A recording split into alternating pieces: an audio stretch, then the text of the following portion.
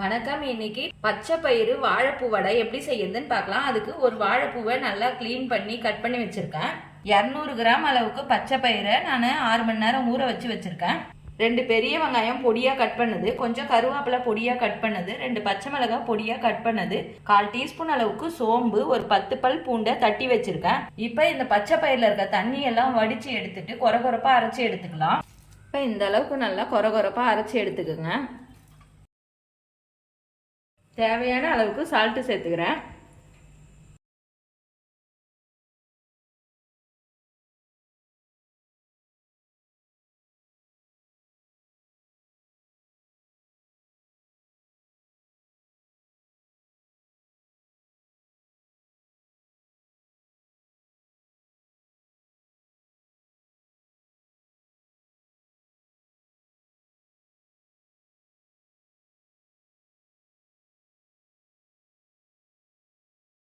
எண்ணெயை நீங்கள் மிதமான சூட்லேயே வச்சுக்கோங்க. இப்போ மாவு நல்லா கலந்தாச்சு. இதை வடை தட்டி போட்டுக்கலாம்.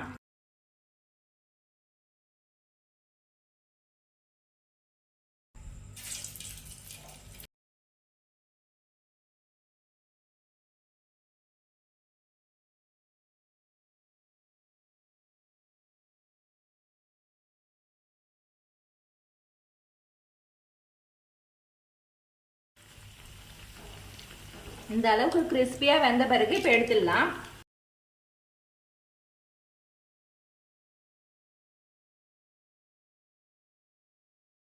ஹெல்தியான இந்த வாழைப்பூ வடையை நீங்களும் வீட்டில் செஞ்சு பாருங்க. செஞ்சு பார்த்துட்டு எப்படி இருந்துச்சுன்னு சொல்லுங்க. லைக் பண்ணுங்க, ஷேர் பண்ணுங்க, கமெண்ட் பண்ணுங்க, சப்ஸ்கிரைப் பண்ணுங்க.